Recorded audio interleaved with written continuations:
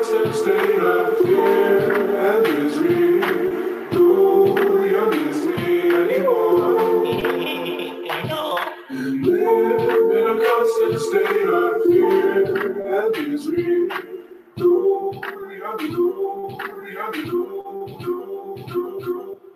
live in a constant state of fear and misery. Do you miss me anymore?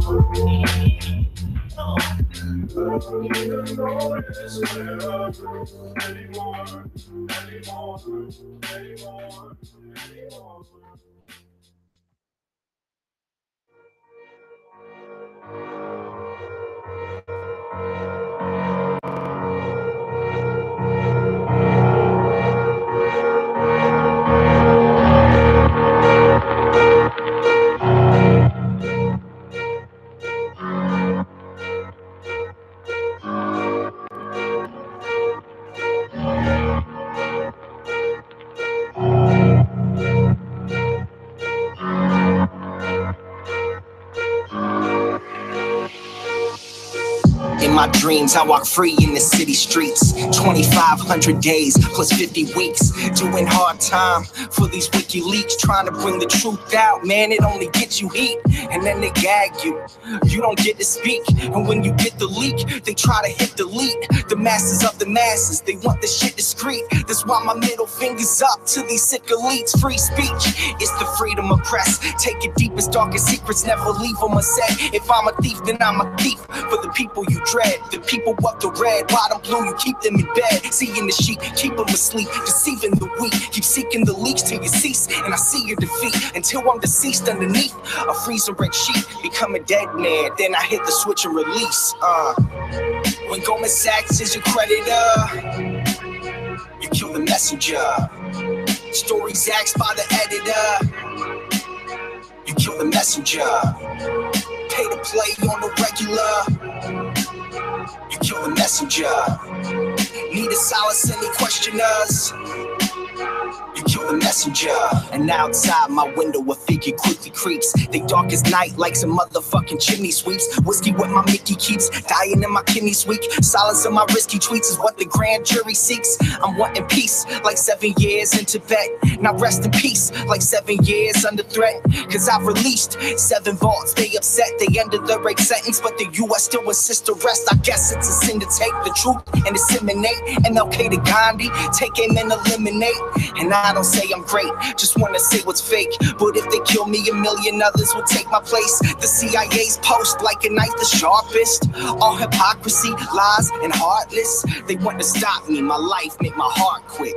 Cause democracy dies in the darkness. When Goldman Sachs is your creditor, you kill the messenger. Stories axed by the editor, you kill the messenger. Pay to play on the regular, you kill the messenger. Need to silence any questioners, you kill the messenger. When the vote count is irregular, you kill the messenger. You caught spying on a senator, you kill the messenger. Remove the voters from the register, you kill the messenger. Need to silence any questioners, you kill the messenger. Hello everybody. So today is Thursday, April 11th, and we are bringing you Block Digest 171.5 at block height 571,237. And so we decided to go on air to cover this today in its own episode because I think this is a very important topic given the general atmosphere around the world. So I guess just what's up, everybody. And after that, we're going to pass it off to Janine, who's dug through the whole story here. Yeah, certainly had to break into an episode, man. I mean, this is like, it feels world changing. I mean, Julian Assange has been, somebody we've covered a lot, and this is a pretty pivotal moment. So I know it's not going too well, but how you guys doing today, Janine? Today's been, I've gone through a few of these cycles before, where when I hear bad news about either Assange or Chelsea Manning or any of the other whistleblowers that I follow their cases, like it starts off with like, I'm just extremely sad and I don't know what to do. My brain is kind of frozen, but then it eventually transforms into anger every single time, and it's getting faster than my brain is going to anger, because like my brain eventually figures out that it's more productive to be angry than to be sad and sit around and feel like you're helpless because you're not, and that's what they want you to feel in these instances. I can't find words either. Chris, how about you? What's going on in your head? Yeah, I'm really sad today. I was very busy at work, so I was a little bit behind, and I was already receiving some messages in my various chat apps on my phone saying, what the fuck, what's going on? And I'm sad that, you know, halfway through the afternoon when I could take a break, I was checking my Twitter. I was checking all my streams, and I saw these images of Julian being taken out, and we have a relationship with him. I've never met him personally, but I feel a deep connection because Janine and I have both visited the embassy on, I think, more than 2 or 3 occasions now. We recorded one of his speeches on the balcony that proved very popular.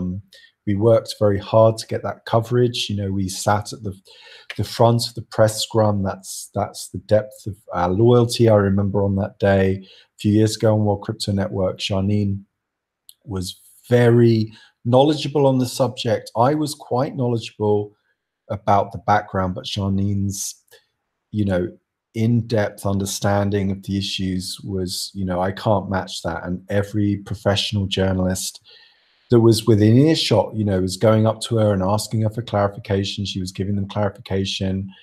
You know, she had the WikiLeaks file book with her. You know, it was very emotional when I saw those images today, because we had been there personally to support Julian, personally to support WikiLeaks. And I had always wondered what this day would look like, because I think we all knew that eventually it would happen. We were at the embassy at Christmas. We met one of his supporters who had been sort of sleeping rough outside for many, I think by the time we got there, for a few weeks already, and he's still there today, because he told us, look, I don't want Julian to be alone when he's taken out. He said to us that he didn't know when he was going to be taken, but he believed that it would be soon. And I think we knew that was coming, that was looming. And I really am very grateful to all the people that were outside the embassy for all this time supporting him, turning up every day, because he needed people there to support him when he was taken out. And it sounds like, having watched the live stream, we had the live stream on Unity for Jay this afternoon in our apartment, and it sounds like there were some undercover British police that were hanging around the embassy for the last few days, and it looks like this was planned and scheduled and coordinated. So I'm very sad today. Mm-hmm. So I guess, Janine, you want to kind of take us through everything you've like dug up and cataloged for this so far?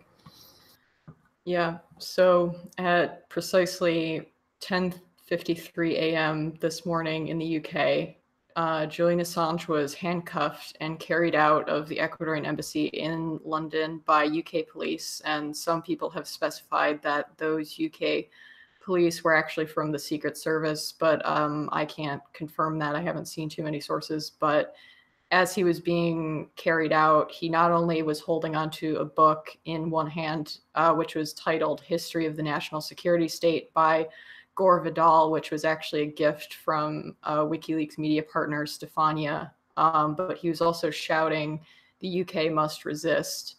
And the Ecuadorian government had the gall to claim that Assange actually walked out on his own, clearly showing that they are more willing to blatantly lie, even in the face of numerous videos of Assange clearly being carried out against his will by at least 6 men.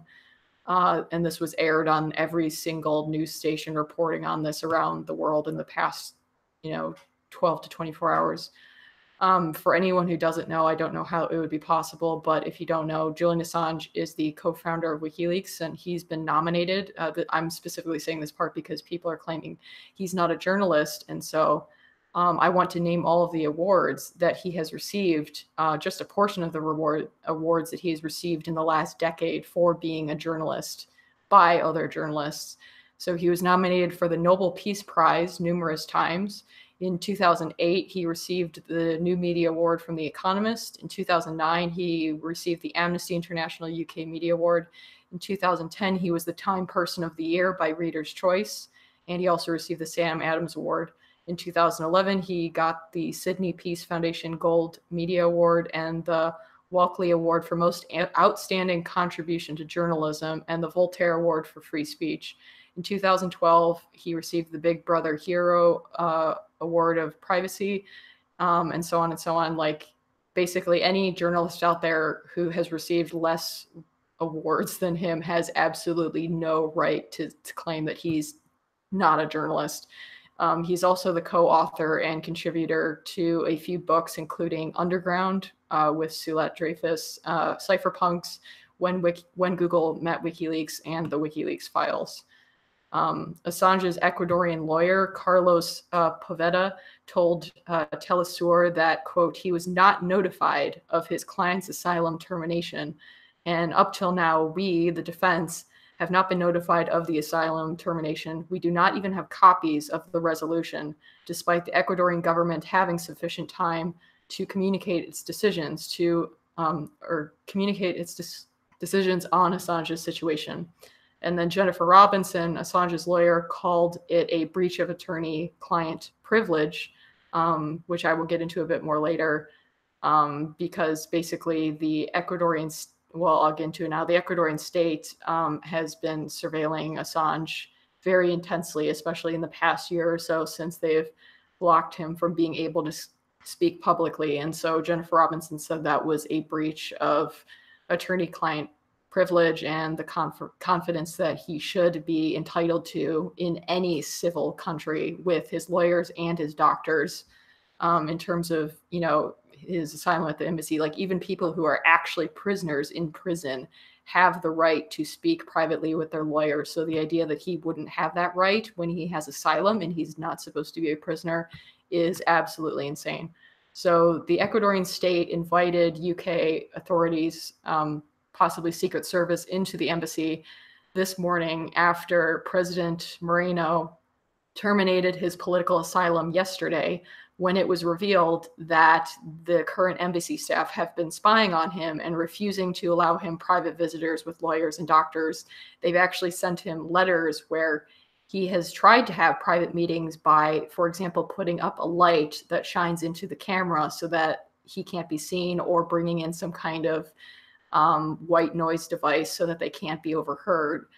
And they have sent him letters saying that this is a violation of his asylum conditions, which is absolutely absurd and insane. The reason we know how much surveillance they've been doing is because WikiLeaks was actually contacted by a bunch of extortionists in Madrid who apparently have a bunch of that surveillance footage and even copies of legal documents that the embassy staff made photocopies of, not with any permission. And these extortionists then tried to sell this material back to WikiLeaks in exchange for 3 million euros, additionally saying that they could instead sell it somewhere else for much more money. And this is the latest development in terms of the corruption going on, not only in the Ecuadorian embassy, but Ecuador as a whole, in addition to their ongoing cooperation with the US government to extradite Assange in violation of international law and their own national constitution. In exchange, particularly recently, they received a $4.2 billion loan agreement from the IMF, which was basically granted due to lobbying from the United States. And the UN has repeatedly tried to speak with Assange, especially since the end of March. But as they've recently detailed publicly, they've actually been blocked by Ecuadorian authorities, probably because the embassy knew that they would find damning evidence. So I have a lot more to go into, but if you guys want to discuss that stuff first. Yeah, I think like this is just unbelievably clear here that Ecuador has sold out one of their own citizens in clear violation of their own law, their own constitution, for a payout package from the IMF, which it's blatantly obvious in this day and age that the IMF just has its strings pulled by the United States among a handful of other, core contributors and members. And it's like, this is just absolutely fucking disgusting. Like, this has just, I mean, as if it already wasn't a total farce, but this has just made the notion of international law even more laughable than it was before this. Like, this is just point blank, like, tyrants trading monies and favors behind closed doors to snatch somebody up who they don't like. And it's disgusting, because you look at the media in this day and age, and it's nothing but a propaganda arm for its respective government. And like that's been a slowly changing dynamic in terms of their perceived legitimacy with like smaller, more independent, individuals who actually try to cover or comment on the news through platforms like YouTube or other, other platforms that are a lot harder to lock people out of. But there has been absolutely nothing close to WikiLeaks on that front in terms of substantial damning information on the kinds of shady things that large governments do. And I mean, that's not, it's not to like downplay the importance of other independent media figures versus WikiLeaks or like try to prop WikiLeaks up more than them. But like, it's a whole ecosystem that has been really trying to shift the whole dynamic and role of media in society, and WikiLeaks unquestionably led that with like more substantial content than any other organization or individual I can think of. And for them to just be treated like a terrorist or like a criminal like this, it's absurd.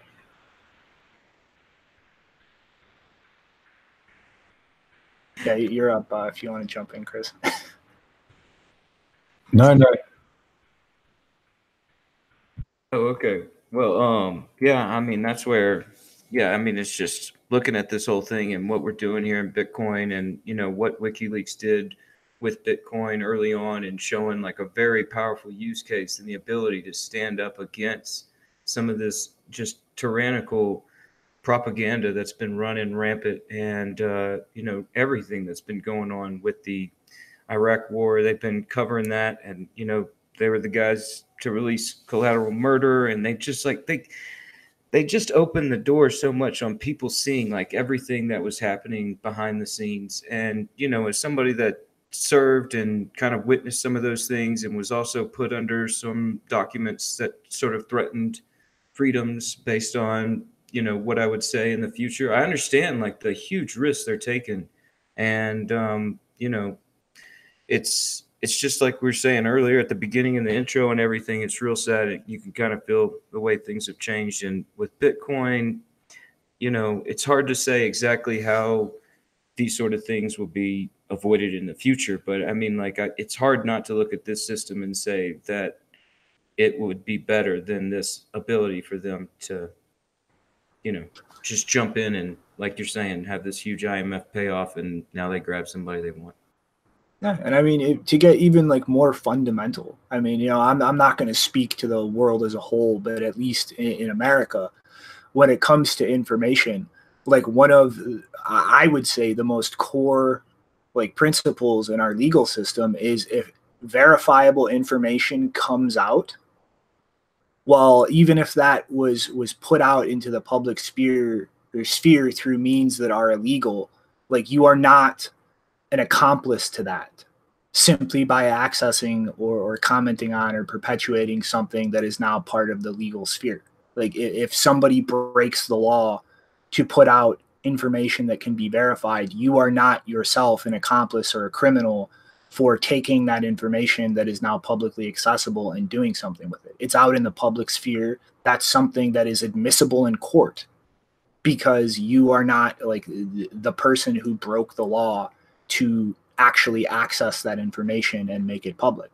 And like this whole situation with WikiLeaks is just completely undermining that. Like from the little bit I've seen about what they're charging him with and trying to play this as, they're painting him as an accomplice to illegally accessing and distributing this information. And that just flies completely contrary to how the legal system in America works.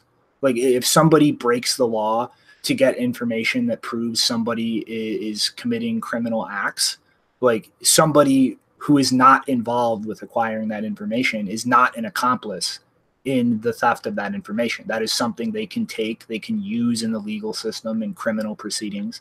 And it's just fucking laughable that just because WikiLeaks, just because like Assange pissed off the wrong people, that entire precedent and way to treat information is just being thrown out the window.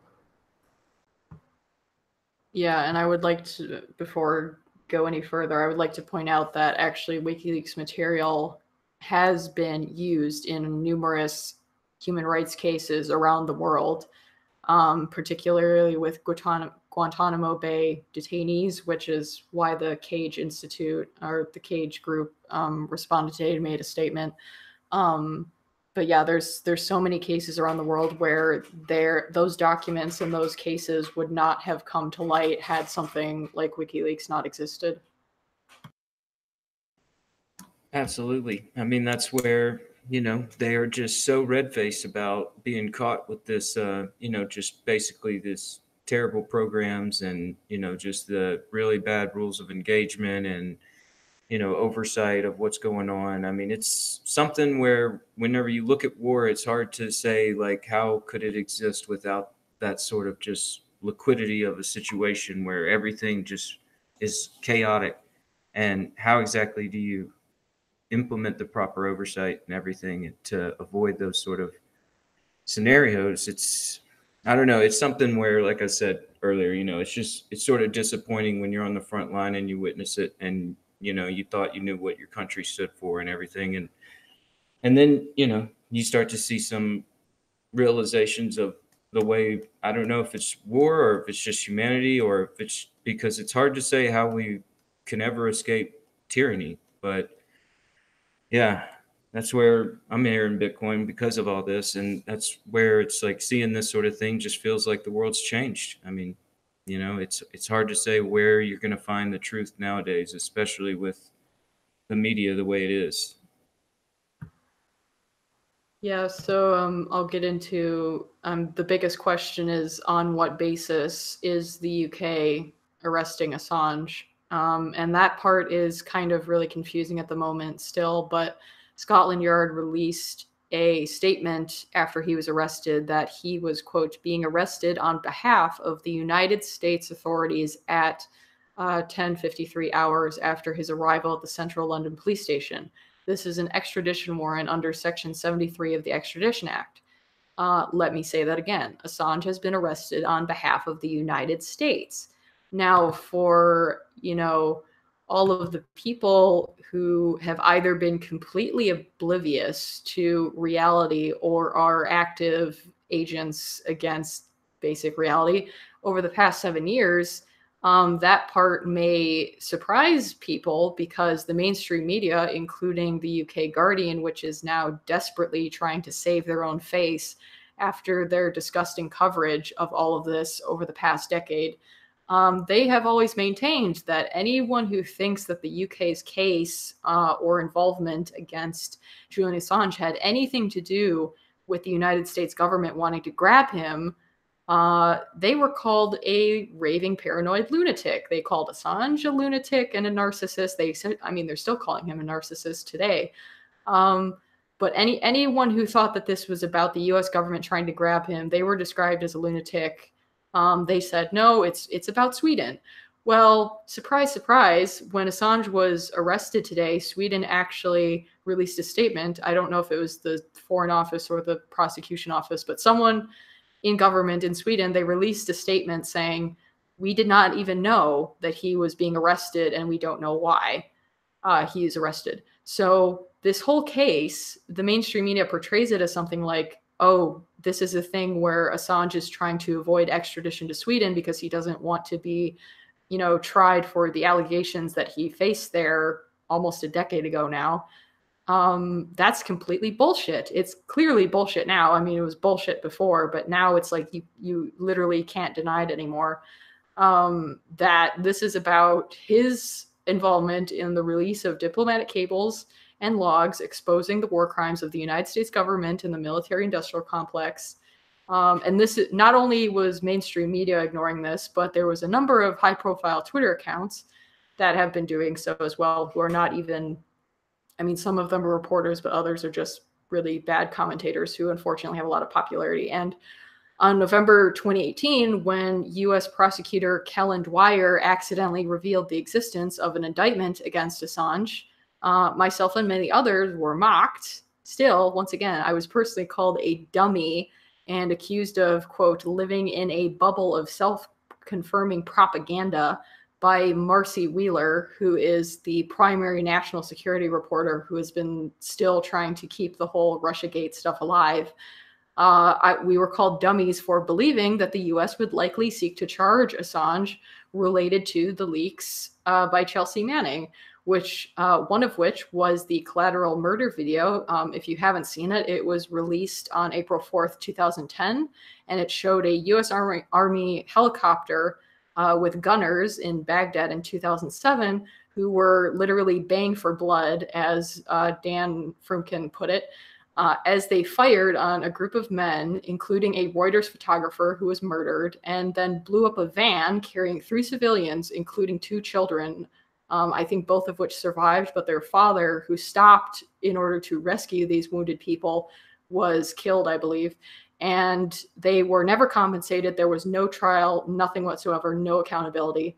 And what's particularly haunting about today is that the photo that we used at the beginning of the live stream was actually taken by a Reuters photographer. So I think that's, you know, it's like full circle now, where a Reuters photographer is, you know, trying to expose what's going on with Julian Assange when Julian Assange was trying to expose what was happening illegally against a Reuters journalist. And so I and many others did not believe that Assange or anyone else in WikiLeaks would be charged for anything related to the 2016 election. And if you've been paying attention to the news in the last few months, that prediction has pretty much been vindicated. So yeah, I'm not even going to go into that. And this was previously based on the fact that the reason we didn't think so is because a former State Department deputy had actually previously revealed in a leaked email that there was an indictment that had been filed against Assange in 2011. Now, that doesn't mean there weren't multiple indictments, or maybe this indictment was trashed and they made a new one, but it was clear from the very beginning that they were planning to indict Assange and or Chelsea Manning for the stuff that happened in 2010 and 2011. And so you would think that with Chelsea Manning's re-imprisonment since March 7th of this year, that some of these idiots would have quieted their hubris just a little bit to make these claims that, no, of course not, this won't be about prosecuting journalism. They all continued, though, with their pathetic jabs at his character and his mental state up until the very moment he was arrested. And the Justice Department actually finally has now published an indictment. They claim they filed it, I think, sometime at the end of 2017, although it's dated March 6th, 2018. And it says that they are charging him with, I quote, Assange's alleged role in one of the largest compromises of classified information in the history of the United States. In this indictment, there are 2 main charges. One allegation is that Assange attempted to break a password, or actually, no, it was a conspiracy to break a password for a U.S. government-owned computer in order to assist Manning in acquiring more material. The Obama administration actually spent many years trying to build a case to prosecute Assange on the basis of this idea or allegation. And unlike the current Trump administration, they eventually realized that either there was not enough evidence, and they still don't have evidence as far as the indictment, lays out, or the nature of it would be that there would be severe consequences for the freedom of the press. And so they backed off of that. But of course, the Trump administration is not a stranger to digging up old and debunked ideas while ignoring context. So now we have this to deal with again. So yeah, the attempt to break a password is, most judges are technically incompetent, so maybe this is going to get in with them, but anyone who is technically competent knows that this is a bullshit charge. And the other allegation is that Assange, quote, encouraged Manning to provide information and records from departments and agencies of the United States. Now, here's the little, or rather big problem. If this charge succeeds, that would effectively criminalize a majority of the work that thousands of journalists around not just the United States, but the world do. They say that WikiLeaks had a Dropbox for leaks, so they facilitated the transmission of the documents.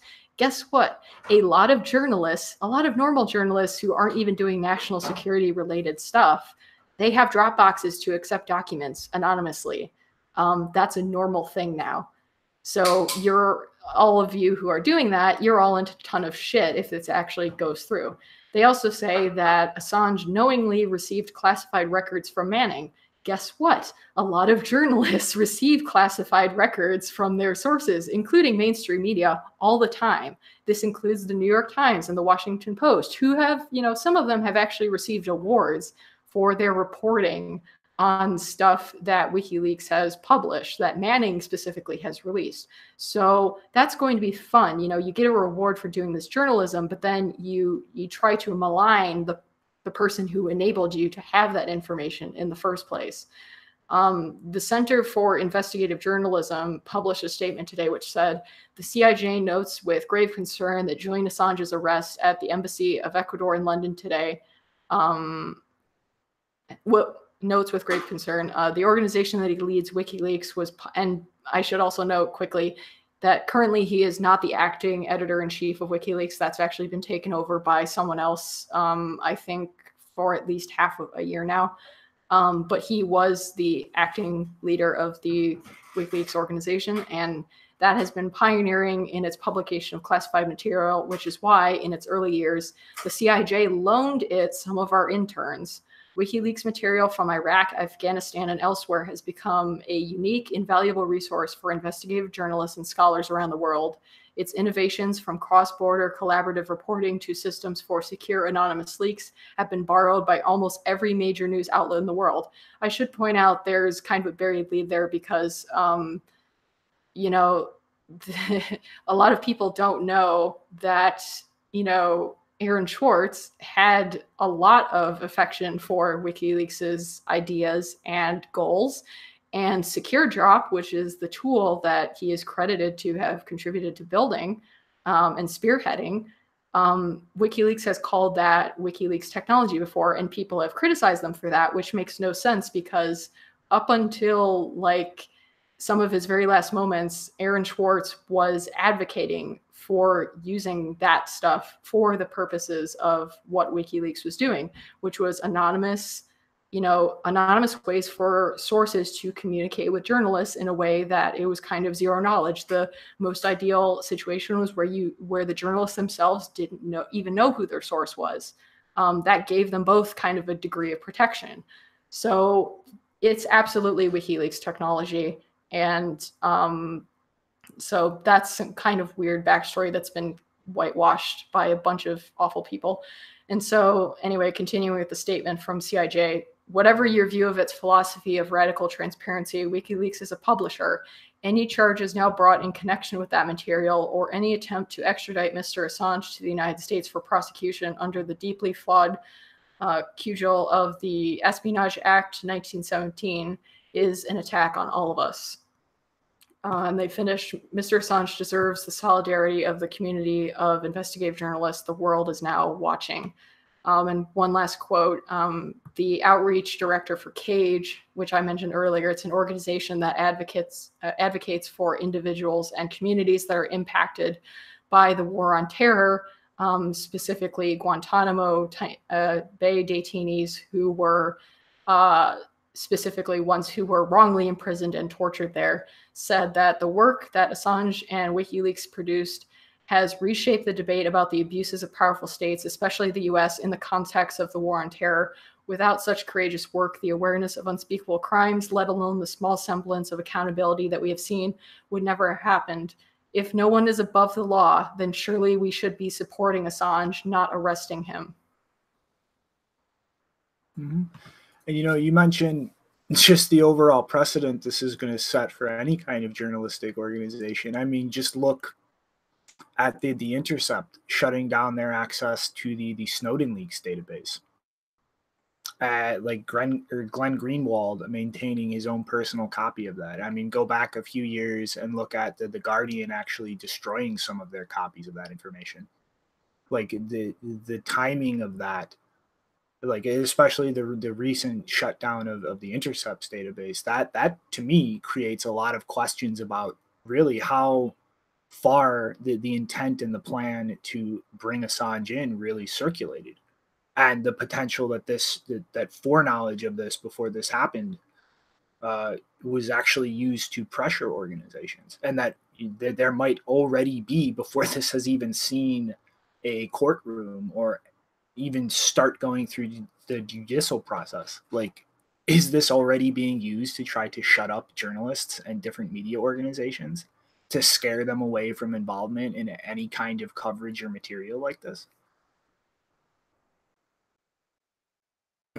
I would say absolutely. I mean, geez, like I mean, this is the state of journalism right now. We've seen with the mainstream. It's like they just don't want to cover this stuff, and if they do, they want to cover it in the skewed version that the state wants to put out. I mean, this is where it's just, yeah. I mean, I've been looking into this, like, as you're talking, Janine, and it's just like, this is all about like freedom of speech, and the First Amendment talks about, the freedom of the press to, you're not supposed to withhold this speech. And I mean, this is all about trying to expose government corruption. And now all of a sudden we have secret courts and, secret sentences and secret prisons. And, now there's nowhere to go for the truth. It's absolutely disturbing.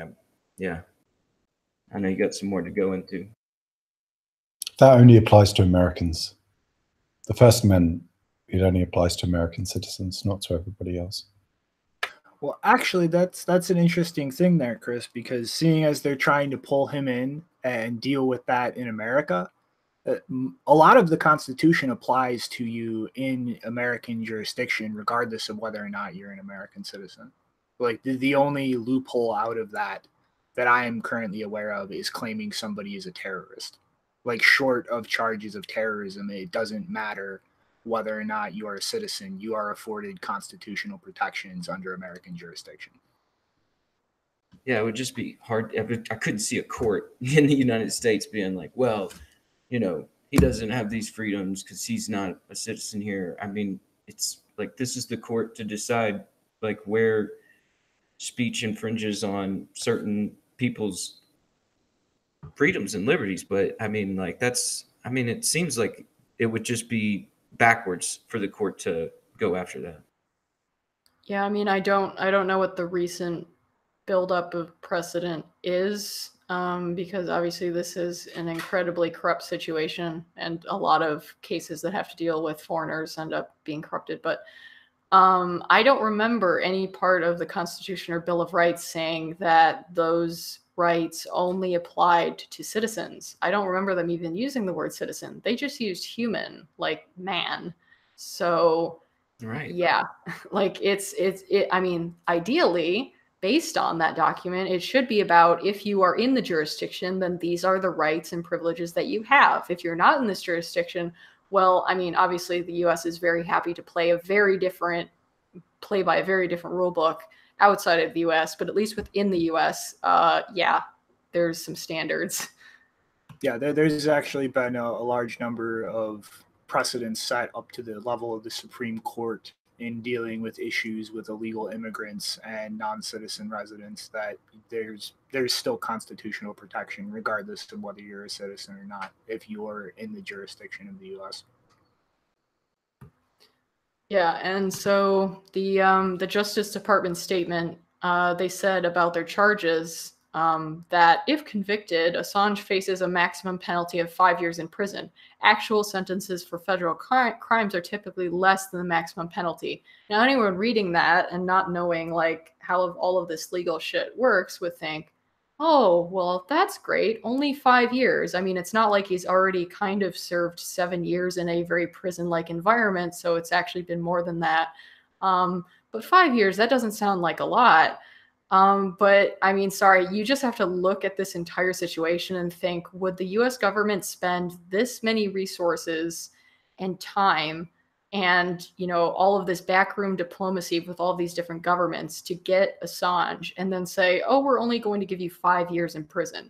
That it doesn't make sense just when you think about the basic facts of the case.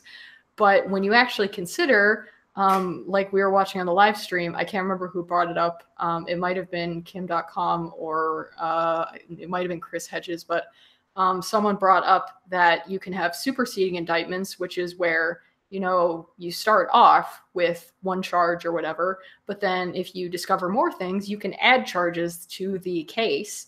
And so even if they say, oh, the maximum penalty for this specific charge that we have given him is 5 years, well, who knows if they're going to actually obey that. But they can always add on more charges later, which have much longer sentences. And when they pile up, you get a situation like Chelsea Manning, where it was at least 35 years, if not more. I mean, obviously, a bunch of other whistleblowers have faced longer sentences. Like I think Thomas Drake faced 80 plus years in prison. And luckily, he was able to get out of that situation because the DOJ case was a complete mess.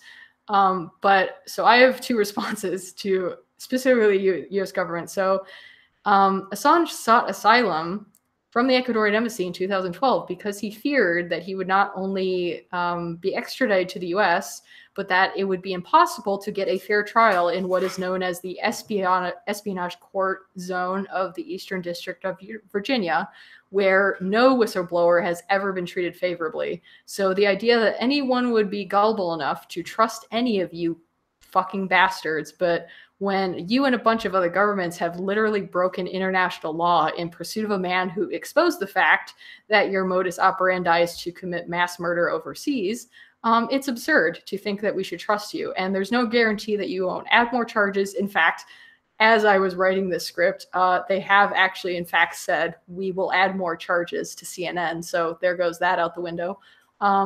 There's no guarantee that, you know, I mean, you tried to add more charges to Chelsea Manning's case and a bunch of other cases like Kim.com's case. So there's no guarantee based on what you have historically done with dozens of dissidents, including some which you have just ghosted away to your extrajudicial black sites.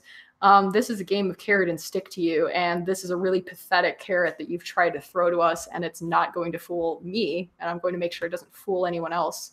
The disgusting part, as I said, is that they have already admitted that they're planning to bring additional charges, and so for anyone who gives a damn about the law, according to Ira Rotkin, a attorney, I think in the UK, I'm not sure, but he said that the extradition treaty between the US and the UK has what is called a doctrine of speciality, which means that a person extradited under this treaty may not be detained, tried, or punished in the requesting state except for the offense for which the extradition was granted.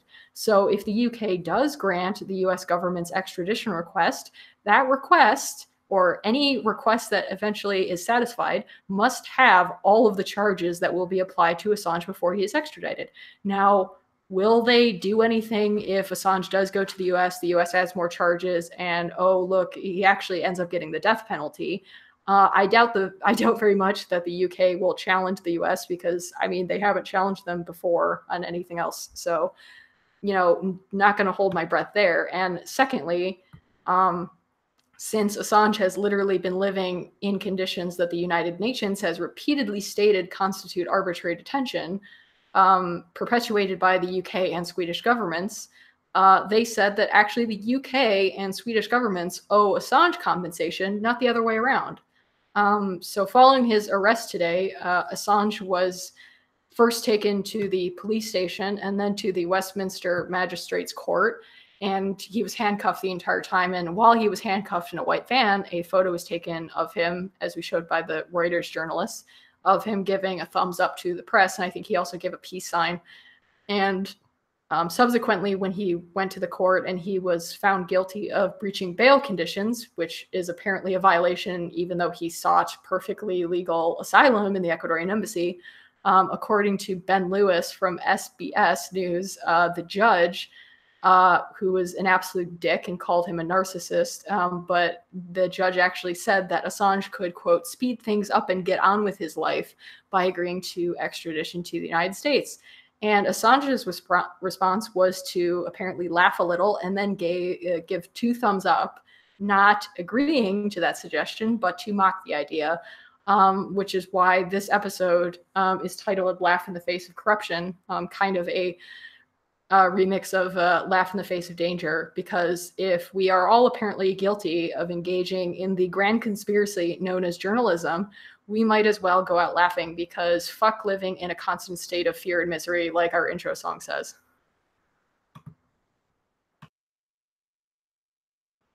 Yeah, I mean, this is just the perfect illustration of, if you cross the wrong line and piss off the wrong people, the entire rules of the system get thrown out the window. They don't play by the rules. They don't respect the structures that they build up for everybody else, that they expect us to fit within and play by the rules of. And it's just absolutely absurd. I know a lot of people in this space, a lot of people here do not respect the idea of a government, period. They don't like America. But I think that the Constitution, that what this country was originally founded on, even if it does not at all reflect what it has become, is an incredibly important thing. That it is a historical foundation for a society that, if actually respected, codifies most of the things that people in this space actually see as legitimate rights. Like your right to not be interfered with, your inherent negative rights to not have your life fucked with or impeded if you are not doing that to somebody else. And things like this literally just spit on that. They fucking toss it into the dirt and kick it in the stomach. And it's absolutely fucking disgusting to see a government that has a document like that, an ideology like that as its foundation, literally just treat it like toilet paper. Like it's what is it there for if it's going to be completely fucking ignored?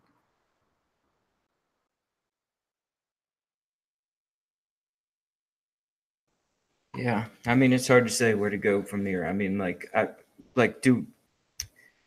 if they're going with that charge, like I have heard a couple of different things about charges and prison sentences. I mean, for sure, he just wants to escape this extradition aspect. Do you think there's any chance of that? I know recently we talked about a story from, I can't remember his name right now. You might know, where somebody was working with cryptocurrencies in the UK and they were facing charges being extradited to the US, and the UK decided not to extradite him.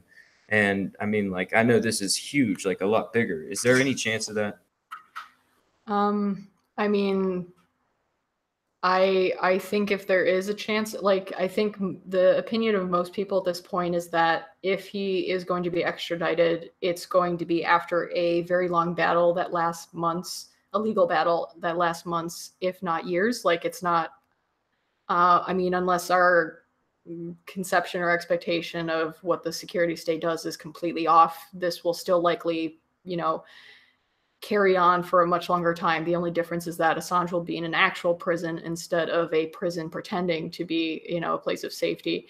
So I think, I don't know, in the case of Lori Love, I mean, Lori, he was involved in similar kinds of things in terms of like gathering or allegedly gathering documents that were embarrassing to, I think it was specifically a private contractor, intelligence contractor in the US. But I think what he was alleged to have been involved in was actually very minor, and that's the stupid part of a lot of these computer fraud and abuse cases, is that they get mixed in with like very small things, like, I don't know, defacing a website for a few hours. That gets mixed in with much bigger things, like, you know, taking down an entire network for, you know, whatever, or attacking it or stealing money or whatever. They all get mixed in. And so the stuff that Lori was being accused of was like minor in comparison to, you know, the impact that it had on his life and how much he had to go through, you know, legal litigation, everything in the UK. I doubt, like, I mean, assuming that they don't just, you know, completely play a different game with Assange, which they very well might, probably, I mean, as long as Assange's lawyers have the resources to fight and they have a case to argue for, I think that his case in the UK to avoid extradition might go on even longer than Lori Love's. So there's always a possibility, and there's obviously a bunch of other options and games going on that Lori didn't, you know, he didn't have those options or avenues. Like, for example, obviously this extradition to Sweden is also there. Apparently Sweden might, I don't know if they have, but they said they might, or the lawyer who pretends to represent one of the women from Sweden is saying that she wants to have the case reopened in Sweden so that they can then extradite him to Sweden. And if he does that, the problem is that Sweden has a much looser extradition treaty with the United States, so it'd be a lot easier if he went there to extradite him to the US. So it all depends on what the UK does, and whether the UK prioritizes Sweden's extradition request over the United States, which, you know, that's a whole, it all comes down to, like, are the allegations by the women in Sweden, do people actually care about them? Like, is this case actually about that? I don't think it is. I think they'll try to completely ignore that. I mean, at least the US will want people to completely ignore that because they don't care about the Swedish case. They don't actually care about justice for any women who were allegedly harmed. All they care about is getting Assange. That's what it's been about for them the entire time. And Sweden has just been a distraction to hide what the United States has been trying to do for the past decade to take down WikiLeaks. Yeah, I mean, it's hard to say, you know, I mean, like somebody here in the chat saying, like, this is no longer the rule of law, this is the rule of man. And yeah, it's Rad and some other guys talking about just, like, you know, getting dragged out of there. This seems like, I mean, it seems like it could go in a really bad direction. But, you know, hopefully, you know, there'll be a long fight there and it'll be exposing some harsh truths all along the way. And maybe there'll be enough political blowback to where he can at least stay somewhere where he's relatively free. I mean, in this whole situation that he's been in with Ecuador, with the Ecuadorian embassy, and now where he's going, I mean, I'm sure he would be happy just to be in a neighborhood or something. I mean, it's terrible, but yeah, it's hard to know where to go from here. Mm-hmm. I don't know, Chris, Nopara, you guys got any thoughts you want to toss in the ring? Not really. Nopara? No, I said I don't really have anything to toss here. Spotlight's on you, Chris. No, don't put the spotlight on me. I think it could last a couple of years. I was poring over the literature leading up to this, and maybe I need to spend some more some more time with it. Hey, Blake, I'm checking you out in the chat. I think this could carry on for ages. I thought that the judge's comment to Assange about being a narcissist, the term that comes to the mind is judicial temperament or lack thereof. Judicial temperament. I guess in the UK, it's not unheard of for a judge to express his or her views on the stand. But I really don't know why the judge is getting involved at a personal level with the defendant. I mean, it was a bail hearing. It wasn't even a sentence. I mean, it wasn't even, maybe Janine can correct me, but was it a bail hearing? Or what was it today? Mike. Yeah, I've muted. Yeah, so it was kind of weird. Like I said, it was unclear what was actually going to happen today because they supposedly arrested him for an extradition request from the United States. But then when he actually went to the court, they actually talked about bail violations that he had made as a result of, obviously seeking asylum in the embassy, which is apparently a bail violation, even though it's completely illegal to seek asylum. So when he went to see the judge today, it was specifically about the bail violations and was he guilty of that? And I think it sounded like they didn't want to fight it or they didn't have the resources. So they didn't present any evidence against that allegation. And so he was found guilty of violating bail. And normally I think that would only carry a 6-month prison sentence, but I think he actually got a year. I don't know the circumstances of that. But yeah, the court incident today was specifically about bail violations, and for some reason the judge decided to wax lyrical about his personal opinions. Yeah, I just don't see why the judge would do that.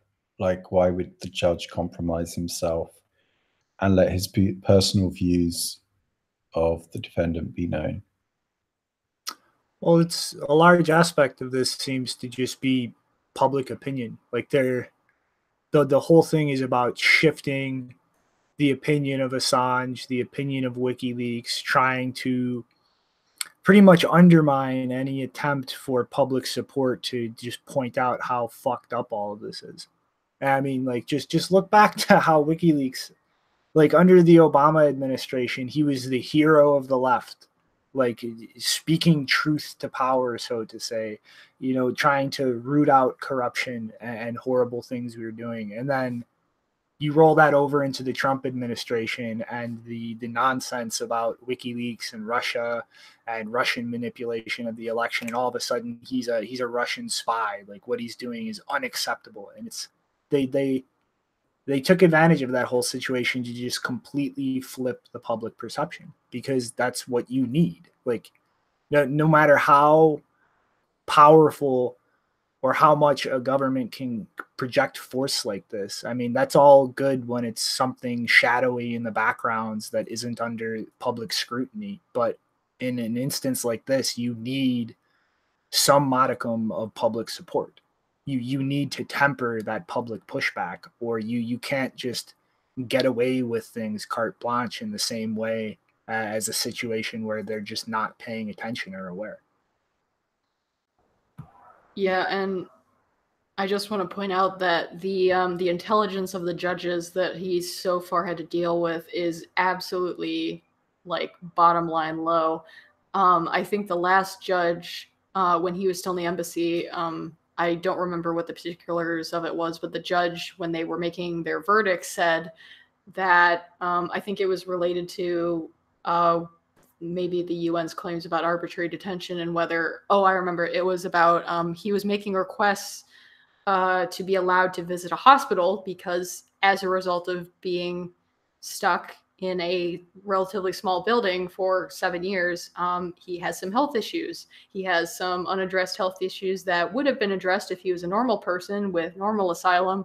But the UK decided that they would arrest him regardless of whether it was a hospital visit or whatever, if he stepped outside of the embassy. And so the judge ruled that his health wasn't threatened because, of course, Mr. Assange, you can just go out on your balcony and sunbathe. And it's like these people, like, they don't give a fuck, because if you know anything about what he's had to deal with, he hasn't been outside for more than a few minutes for maybe 2 or 3 occasions in the last 7 years. And that has all been on the balcony to give speeches, speak to supporters and things like that for a short period of time, because he was worried, justifiably, that there were people staked out around the embassy who might just try to assassinate him. Now, considering his so-called paranoia has recently been validated with regards to the extradition thing, I'm not going to write that off as being completely paranoid. So yeah, he hasn't been outside and he hasn't had access to any health care. And there have been a number of doctors that he has met with who have said this guy needs medical treatment. I think one of them is a root canal, but also it's mentally stressful and damaging to be isolated like he was, especially in the last year or so. That takes a toll on you mentally, and that's not healthy either. It has physical effects on you. And so these judges have completely ignored that, and they think he's living in luxury, when in fact, the only times he's come out, it's been an extremely stressful situation where he could have been killed. And actually, coincidentally, the last time he was ever outside, I believe, was the time that we were there in February 2016. So he hasn't even been outside before he was grabbed by these UK police officers for 2 years at least. Mm-hmm. That's, I'm pretty much plumbed out of thoughts, except, fuck all of the governments and politicians involved with this. I mean, this is just shady as hell on every fucking level possible. Yeah, I guess one last thing I would say is like just run down just real quickly. I mean, a few things that people are, that like, what did WikiLeaks break? I mean, like, it wasn't just collateral murder or the recent Vault 7 CIA file or the Guantanamo procedures. They also broke into Scientology's secret sect and their Bibles there, and the ClimateGate, like climate change problems, where there was a bunch of pseudoscience running around. Australia's internet blacklist, the TPP, Sony's political ties to the governments here. I mean, it's a lot. It's not just 1 or 2 things we've talked about. Mm-hmm. So I guess, it's any last thoughts on this anybody has? Well, do you want to go? My last thought would be in relation to there was actually a story about Bitcoin today, which was that after Assange was arrested, there was a big spike in donations to WikiLeaks. So, Shinobi, if you actually want to show the Defend WikiLeaks page, where they do, as they have since, I think, 2011, when they first started accepting it, because PayPal and a bunch of the card processors closed their accounts. Most of their donations, at least the ones that they are guaranteed to receive, go through Bitcoin, and I think they also accept Zcash now. So definitely donate, because they're going to definitely need a lot of resources to fight this extradition, because the US, they're playing games with, it's just going to be 5 years in prison, but obviously they've gone this far, and I don't think they're just going to give up without fighting, even if they're complete nincompoops. Yeah, I went and I removed our donation address from the video description. So anybody who does want to donate, check the description, and the link to Wikipedia or WikiLeaks site is at the bottom of the video description. All right, so feels like, if there's not any more last comments, I know there's something else that's been going on that's been running around the gamut of Twitter today. Everybody changing their name over to HODLNOT because there's been some other scumminess stuff going on. Yeah, so CoinGeek wrote an article and outed HODLNOT, the person who actually started the Lightning Network trust chain, as one of the persons that they have actually attempted to subpoena and sue. And so there's also a bounty put out to dox him.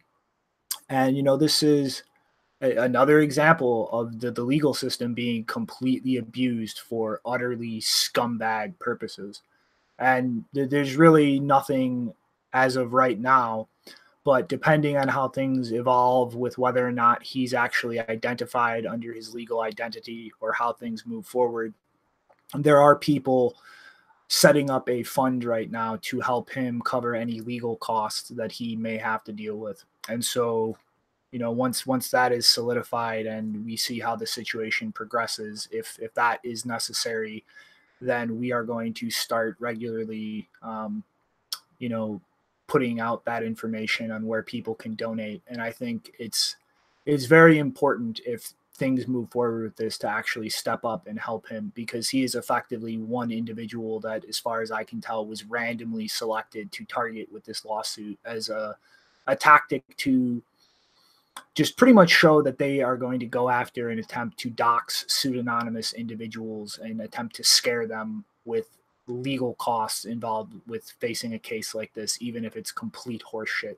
So keep an eye out for that. Once details are finalized, we're going to start drawing attention to that. And myself personally, at least, I'm going to donate to that, because fuck letting a scumbag and a fraud like Craig Wright attempt to scare people by threatening them with violations to their privacy and legal costs for a case that is completely baseless horseshit. Yeah, today we're all huddle nut. Gonna try and hide them in the weeds of Twitter with everybody being huddle nut. It's yeah, it's been a couple of major things going on. That's why we did the 0.5 172. We'll definitely be following the developments, and we'll update you accordingly. Yeah, and just to clarify really quickly, because someone asked in the chat, why are they suing him if they don't know his identity? So they want to sue him, but they don't know what his identity is, and so they released a bounty to dox him in order to sue him. That's what's happening. Mm-hmm. So, you know, it's not a good day for the legal system actually functioning how it's supposed to in theory. So I guess, you know, on that note, we felt it was really necessary to cover this, and we did. And I guess we'll see you again on Wednesday with the normal episode. Adios, everybody. Bye Later. bye. Bye.